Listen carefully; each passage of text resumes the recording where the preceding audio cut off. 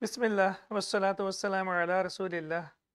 Rabbi shrah li sadri wa yassir li amri wahlul uqdatan min lisani yafqahu qawli. Rabbi yassir wa la tu'assir wa tammim bil khair. Let's begin lesson number 17. Now, as we can see over here, from bab number 2, we have moved on to bab number 4. And this is because the Sheikh decided to take the lesson from bab number 2 and then from derived form number 4. One of the reasons could be because they are very similar. Most of the characteristics are the same. And the next lesson that we have is also basically based on these two abwab, which is number 2 and number 4. So we will follow the same pattern that we have in the books, but that doesn't mean that this pattern will change. This pattern will remain the same.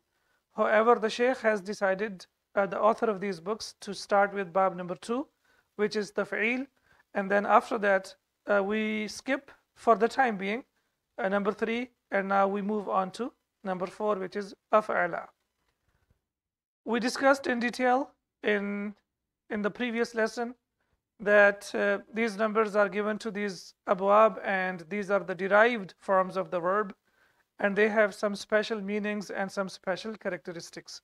So number 4 is af'ala yuf'ilu if'alan. If we see over here, it is similar to taf'il, which is bab number 2. The only thing that we have over here is hamza, which is extra, and the rest of the root letters are the same, fa, ain, and lam. So this hamza is extra. Something very important about this hamza is not hamzatul wasl. It is called hamzatul qat'. Yani we have to read it all the time, and we have to write it all the time. So it is af'ala, and the pattern is similar to what we discussed earlier. The mudari takes you, so it is yuf'ilu, and then the masdar is if'alan. Also, the hamza of masdar is also hamzatul qat', and we have to recite it, we have to read it, and we have to write it whenever it happens to be over there. So af'ala yuf'ilu if'alan, as we can see over here, this is the pattern, and based on the pattern, the verb that we have chosen over here is aslama yuslimu islaman, to embrace Islam, or to be a Muslim, or to become a Muslim. So the pattern, again, it's very simple. Aslama is the past tense. You, as we know that these abwab are bab of you and mu. So it is the mudari is yuslimu, and masdar is islaman. Basically if'alan. So what is the name of this bab? Bab if'al. If'al. As we know that these abwab are named after their masadir. So number 2 was taf'il, and number 4 is if'al. Now we move on to the characteristics of form basically 4, as we can see over here. So number 1, it's similar to bab 2, taf'il. It is causative, to make someone do something, or to make something happen. For example, nazala means to come down, and anzala to send or bring down. So here we have, again, hamza is extra over here. So nazala changes into anzala, and when we change it into anzala, then the meaning also changes. It means to send down or bring down, as we can see here, to make someone do something or to make something happen. And we have the example from the Quran. Inna anzalnahu fi laylatil qadr. So now we can see over here, anzalna, and then hu, of course, is maf'ul bihi, which refers to the Quran. So we sent this Quran down in the night of decree. So as we can see over here, we sent this Quran down. So this Quran refers to who, and down, as we can see over here. So basically it is, as we can see here, causative. Now the note that we need to see the basic difference between form number 2 and form number 4, the difference between taf'il and if'al. Words from this family generally indicate that the action took place at once. At once. If you remember, in bab taf'il we discussed that the action was gradual. It took place gradually. But here it means the action took place at once. The word anzala means to reveal at once. This verb is used to talk about the revelation of the Quran during the night of decree. So did you see the difference, the basic difference between taf'il and if'al, bab number 2 and 4? 2, as we have discussed earlier, is used to talk about something that happens gradually. Tanzil. Nazzala yunazzilu tanzilan. And we know that tanzil refers to the revelation of the Quran that happened in 23 years. Whereas inzal, anzala yunzilu inzalan, inzal refers to the revelation of the Quran that happened at the night of decree. So that's why it is called inzal. So the difference between tanzil and inzal is tanzil means that the Quran was sent down to Prophet Muhammad sallallahu alaihi wasallam gradually in 23 years, whereas inzal happened when it was sent from the seventh sky, from the seventh heaven to the first heaven, or ardus sama, the heaven of the dunya, and then from the heaven of the dunya it was revealed to Prophet Muhammad sallallahu alaihi wasallam gradually in 23 years. So inzal happened at once and tanzil happened gradually. Did you get the idea? Yes, Ustad. All right. Number 2, the same thing as we discussed in taf'il is similar to that. Transitivity, that means that it changes an intransitive verb, which is lazim, to transitive, which is muta'addi. Lazim means it does not need object. Muta'addi means it needs object. Dhahaba, to go. So dhahaba, as we know, this is fi'l lazim, intransitive. So to go. Dhahaba bilalun. That's it. The meaning is clear. But when we bring it into bab 4, which is if'al, it becomes adhaba. And the meaning also changes. That means to remove. Adhaba, to remove. Similarly, dakhala, to enter, and adkhala, to make, to enter. So the difference, as you can see over here, as we know that the verb that was lazim, now it has changed into muta'addi. So what is the difference? Lazim doesn't need object, but muta'addi needs object. So let's look at the example over here. وَقَالُوا الْحَمْدُ لِلَّهِ الَّذِي أَذْهَبَ عَنَّا الْحَزَنَ. So adhaba, as we can see here, and they will say, that means Ahlul Jannah, they will say, praise to Allah who has removed from us all sorrow. So Ahlul Jannah, when they enter Jannah, they will not have any grief, they will not have anything that will bother them. So that's why when they enter Jannah, and we ask Allah subhanahu wa ta'ala, Allahumma adkhilna fil Jannah. So as we can see over here, وَقَالُوا الْحَمْدُ لِلَّهِ الَّذِي أَذْهَبَ عَنَّا الْحَزَنَ. So they will say that praise be to Allah subhanahu wa ta'ala who has removed from us all sorrow. So here again it makes a verb that is lazim into muta'addi, and it is similar to taf'il. Taf'il has the same function and if'al has the same function. So 2 and 4 are similar. That's why and the Shaykh has decided to bring both of them together. New meaning, it happens with almost every bab, with almost every derived form of the verb, that sometimes we have a totally new meaning. For example, qarada means to cut, but aqrada means to lend something to someone. Similarly, we have laqiya, to meet, and when we take it into verb form number 4, alqa, that means to cast down or to throw something away, to fling. So the example from the Quran, in tuqridullaha qardan hasana yuda'ifhu lakum wa yaghfir lakum. Now 2 things we need to know over here. Number 1, we are dealing with bab number 4, which is aqrada yuqridu iqradan. So tuqridu is basically tuqriduna. So why tuqriduna is majzoom over here? The noon has been dropped. Does anyone remember? Because of in. We know in is adatu shart and tajzimu fi'lain, and it makes majzoom to two verbs. So tuqridu was tuqriduna, so noon has been dropped, and qardan hasana yuda'ifhu, and it was yuda'ifu, and also here it has become majzoom, yuda'ifhu lakum, and we know that yuda'if and wa, so wa is connecting to both of them, so that's why both of them will be majzoom, and wa yaghfir lakum is also majzoom. So two things we have just covered over here. Number one, we can see that this is Jumla Shartiyya. That's number one. And number two, there is a use of present tense from alqa, yulqi, ilqa. So tuqridu. Man dhal ladhi yuqridu Allah qardan hasana.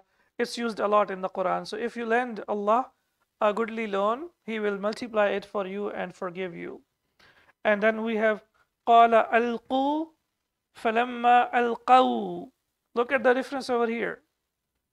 Alqu, it is alqu, and here it is alqaw. So here we have dhamma, and here we have fatha. So when we have dhamma, this is the past tense. He said, so here we can see here, he said throw, and when they threw, falamma alqaw, and when they threw, so this is basically here. Alqu is the past tense, and alqaw, as we can see here, is the fi'l al-amr. So that's why we need to know how to make fi'l al-amr, how to make ism al-fa'il, ism al-maf'ul. So قال ألقوا فلما ألقوا. So when he said throw and when they threw. So here basically we can see here. This is basically in English the translation changes, but in Arabic we have to look at first. So ألقوا is basically fi'l al-amr, and ألقوا is the past tense. Please remember this. If there is any confusion, we need to be clear about it. So this is past, and this is fi'l al-amr. قال ألقوا, he said throw. فلما ألقوا, and when they threw. So as we can see here, the meaning is completely different. So number one, it is causative. Number two, it is transitive. And number three, it gives a new meaning. All right, so there are only main two things that we need to remember. Number one, it is transitive, or number one, it is causative, and number two, it is transitive. Now, a verb in form 4 requires two objects. Minimum it requires two objects, and sometimes three objects. مفعولين وثلاثة مفاعيل. Example here, إنا أعطيناك الكوثر. So we can see here ka is maf'ul bihi number one, and al-kawthara is maf'ul bihi number two. That's why we can see over here this is mansub, and ka is the attached pronoun, and we know that the attached pronouns are always in the place of maf'ul bihi when they come with the verb. So inna, indeed we, a'tayna, so a'ta yu'ti i'ta'an, to give, a'tayna, we gave who? Ka, to you, referring to Prophet Muhammad sallallahu alaihi wasallam. What? Al-Kawthara, Al-Kawthar. So now we can see over here that it has two objects, and sometimes it requires, or it gets three objects. Yurihim. So here him is number one, which is the object, and Allahu Ismul Jalala is the subject. So this is clear here. So this is object number one here, and a'malahum, so this is object number two, and hasaratin is number three. Yurihimullahu a'malahum hasaratin alayhim. So now we can see over here that sometimes it requires three objects.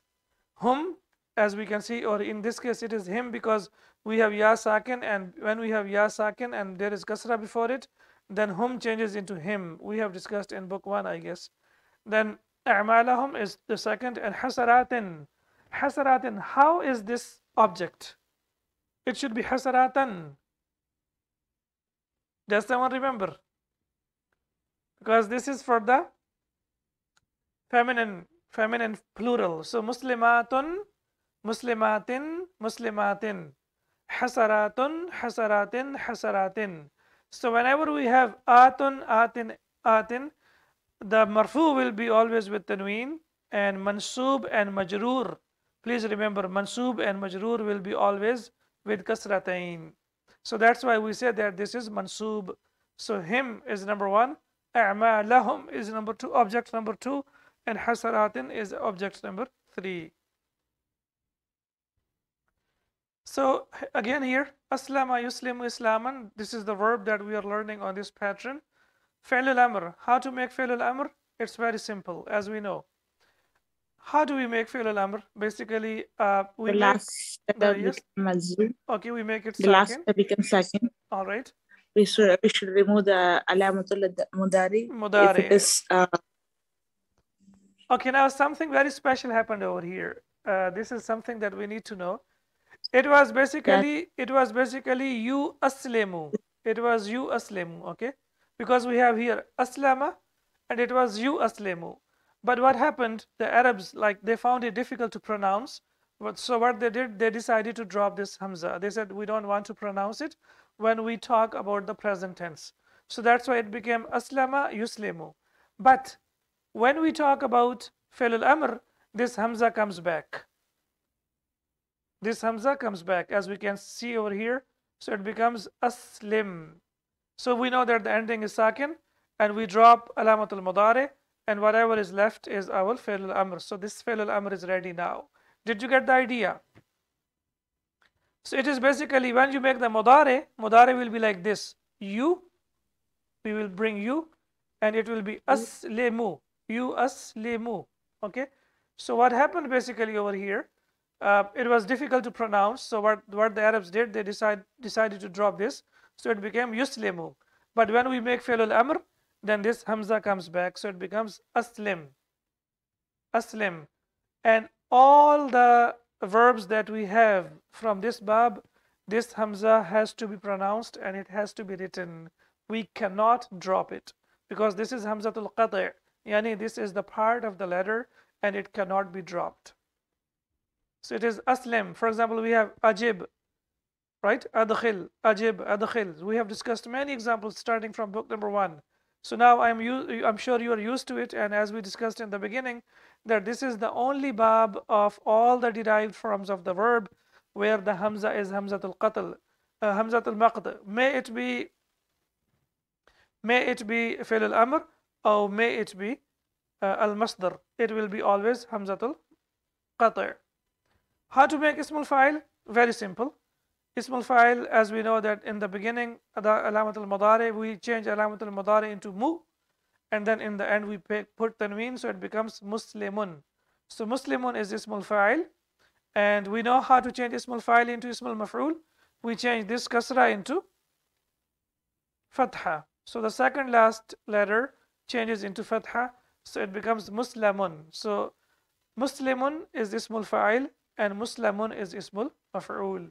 Similar to bab taf'il, the idea is the same. The only thing that is different over here, that this hamza was dropped in mudari, but it came back in the fi'l al-amr. That is the only change that has taken place over here. Is this clear? Any questions? Alhamdulillah, clear, Ustad. All right, fine. So now we have as-sarfu as-saghiru, as we know that the small conjugation. So now I have changed it a little bit, and from now, inshallah, whenever we get into the new bab, we have to follow this pattern. So first we talk about the past tense, as we know. Past, we start with the past tense, and this is, what do we say? This is active, and then we start with the passive. Okay, active form, which is ma'ruf or ma'lum. We call it ma'ruf or ma'lum. Aslama, yuslimu, islaman, fahuwa, muslimun. Aslama yuslimu islaman fahuwa muslimun. This is active. When we talk about the passive, you know, passive always starts with dhamma, and then the second last letter takes kasra, so it becomes uslima. Uslima yuslamu islaman. Uslima yuslamu islaman. Fadhaka muslamun, as we can see over here. Muslamun. Please remember that dhaka means that. It is basically to differentiate between ismul fa'il and ismul maf'ul. So that's why the grammarians, they write it like this. So they will say aslama yuslimu islaman fahuwa muslimun, uslima yuslamu islaman fadhaka muslimun.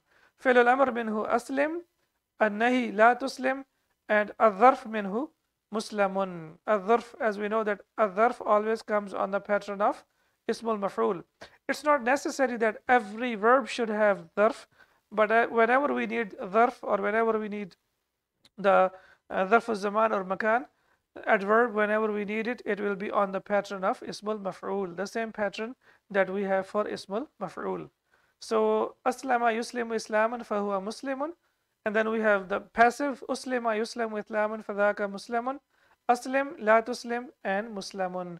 So this is fi'l al-amr, this is fi'l al-nahi, and this is your dharf.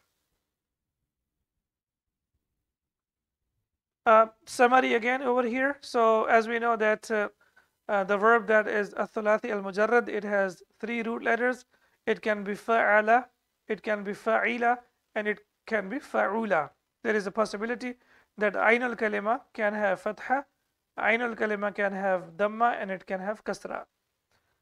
When we take it into form number 4, so the root letters will remain the same, and there will be hamza will be added to that, which is called augmented hamza or extra hamza or derived hamza, and it changes the lazim into mutaaddi. The verb that is lazim, it changes it into mutaaddi. That's why it is also called hamzatu ta'diyah, yani hamza of making someone lazim into mutaaddi. So nazala, he came down, and when we bring it into form number 4, anzala, it means he sent down or he brought down. Kharaja, he came out. Akhraja, he brought something or someone out. So we know that this is both, this is causative and this is also transitive. So it makes a verb that is lazim, it changes it into mutaaddi, and also it means to cause someone to do something. Salaha, he was good. Aslaha, yuslihu islahan fahuwa muslihun. He made someone or something good. Islah of whenever we go for fixing something, repair of something, they also use the word islah, repair.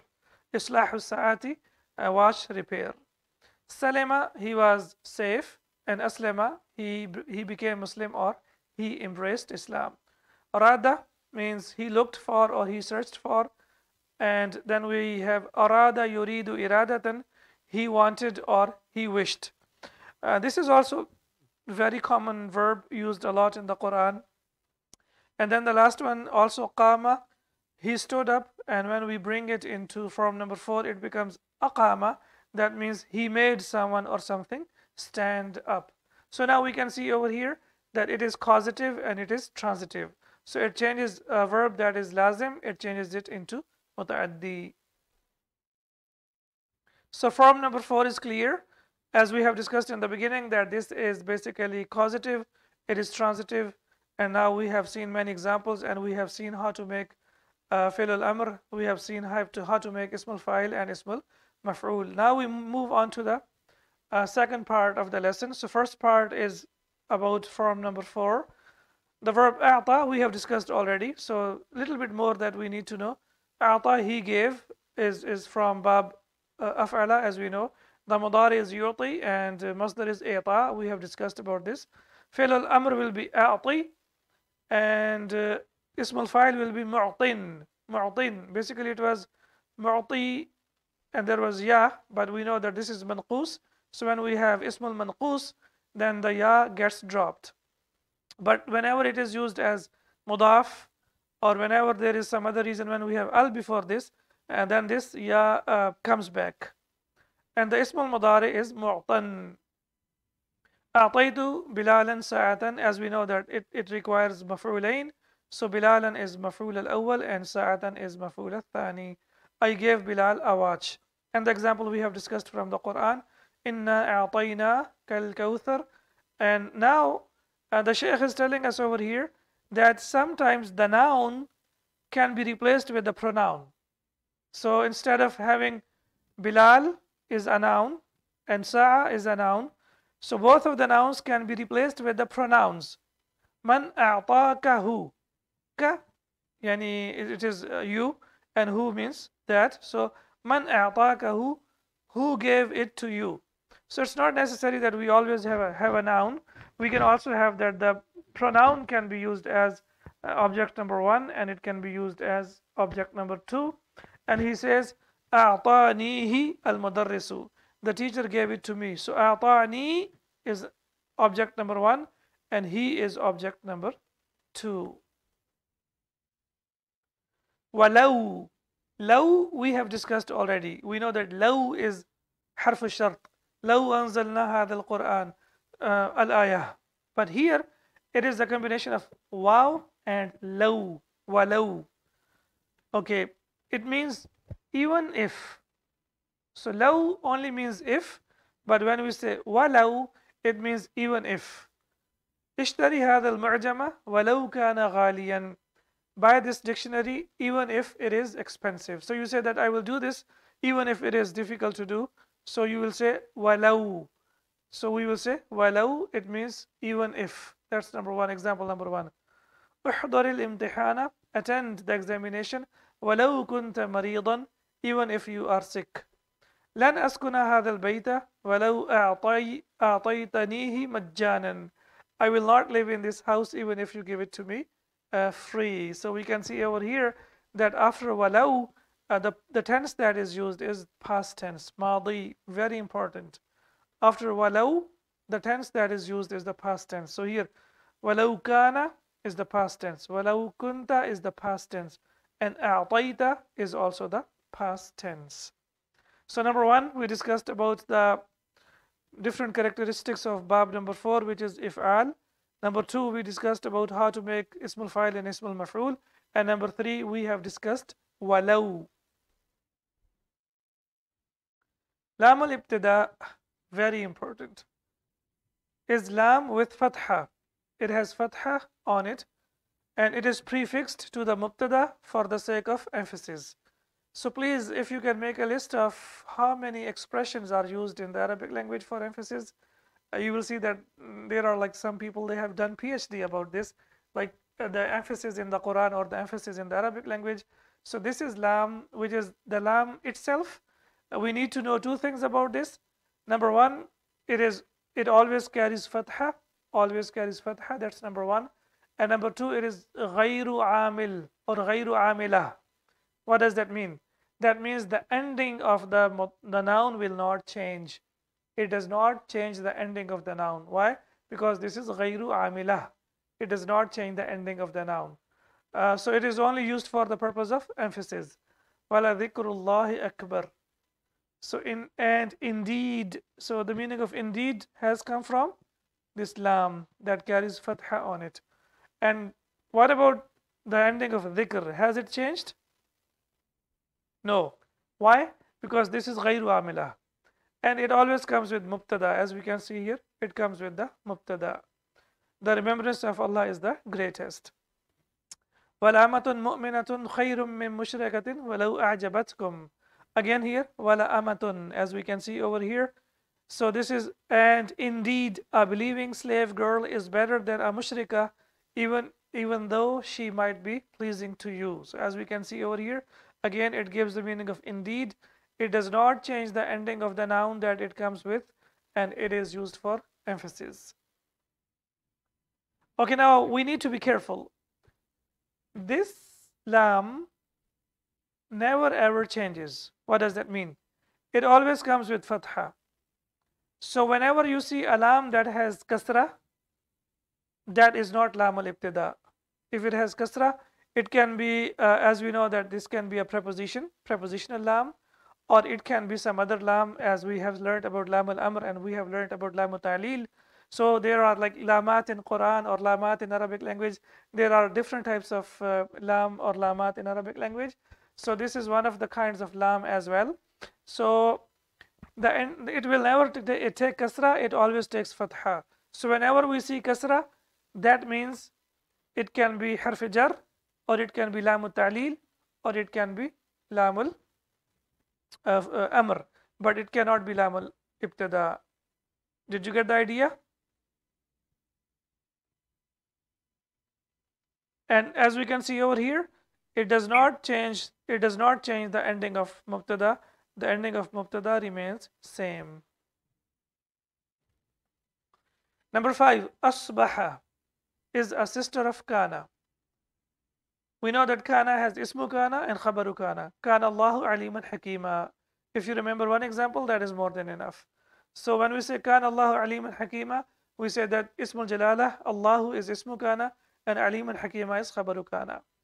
So it means to become in the morning. So it has basically two meanings. Sometimes we say when we do something in the morning, so we say asbaha. So when we say asbaha hamidan maridan, now it gives the meaning to become. Hamid fell ill in the morning. Asbaha hamidun maridan. So hamidun is ismu asbaha, and maridan is khabaru asbaha.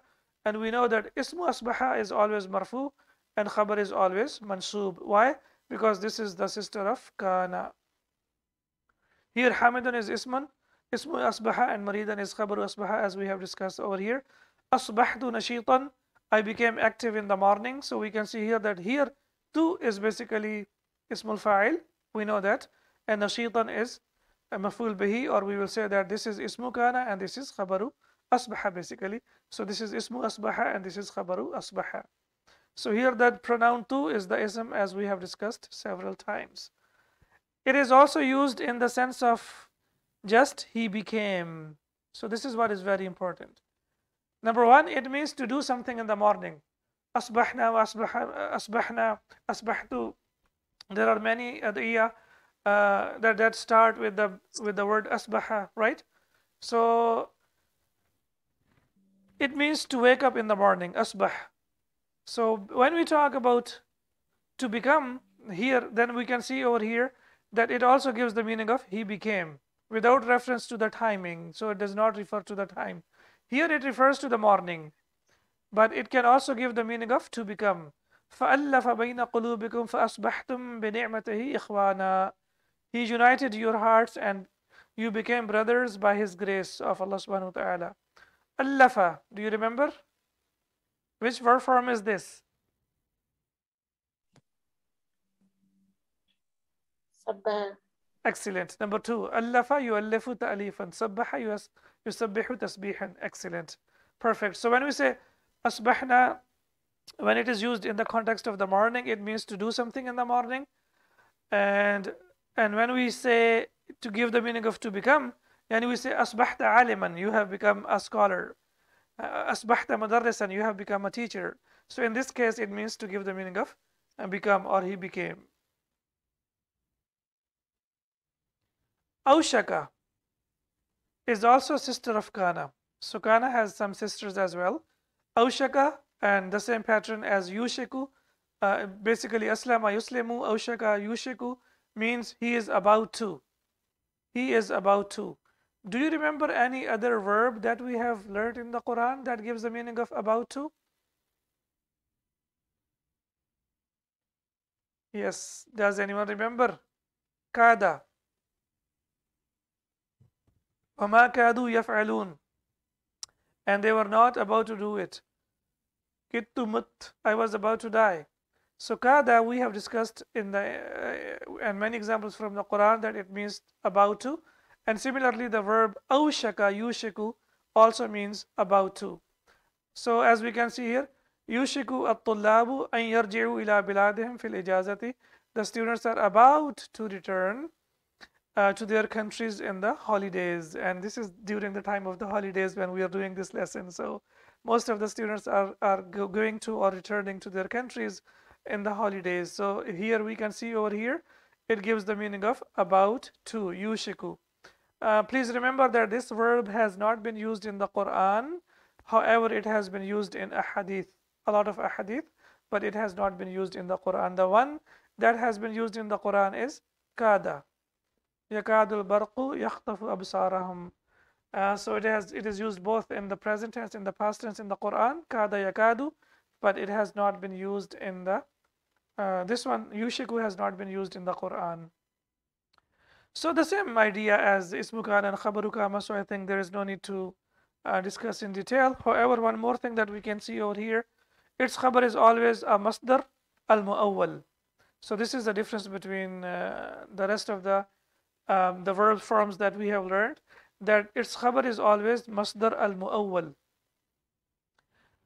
Ushiku an atazawwaja, I am about to get married. So as we can see over here, so here as we can see, yushiku at-tulabu an yarji'u, as we can see here, and similarly here, ushiku an atazawwaja. Again, we can see over here that here the khabar is masdar. It is masdar al-mu'awwal that we have learned already in the previous lessons. So masdar al-mu'awwal. Do you remember that with asa we also use masdar al-mu'awwal? Asa rabbukum an yaj'alakum. Asa rabbukum an yaj'alakum. So asa and aushaka, both of them have the similar idea that whenever we have the khabar is always masdar al-mu'awwal. And the last point that we have over here, yuriduha li amrin ma. Here we have ma. How many types of ma do you already remember? Yes, quickly. Look. Ma al-mawsula, excellent. Ma la a'budu ma ta'budun, perfect. Ma al-istifhamiya, masmuka.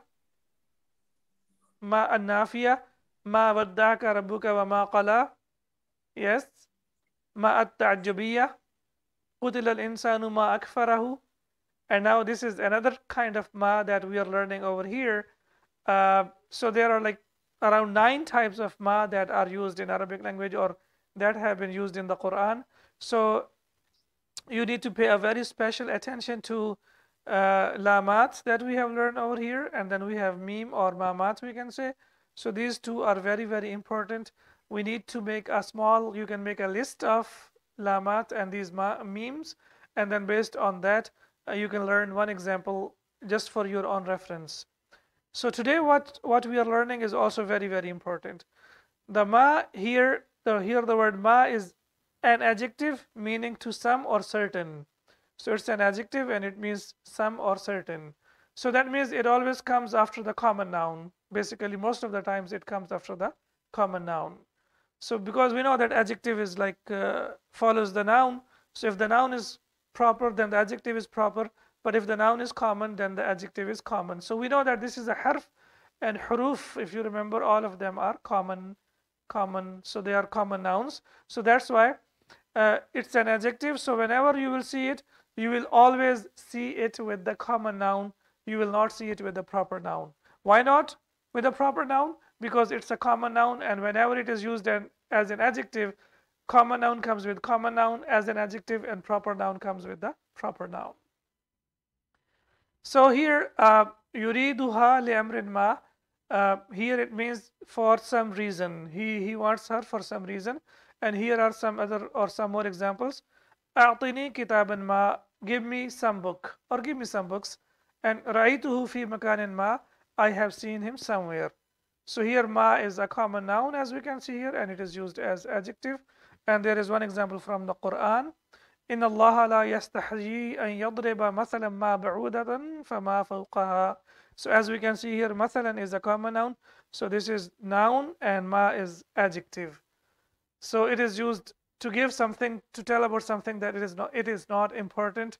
And that's why Allah subhanahu wa ta'ala has given the example of the mosquito to tell them that to the kuffar that they have no value. And indeed Allah is not timid to present an example that of mosquito or what is smaller than it, even something less than that. So alhamdulillah, we have covered our points of the lesson today, and when we meet again, we will start the text of the lesson. Subhanaka Allahumma wa bihamdika ashhadu an la ilaha illa anta astaghfiruka wa atubu ilayk.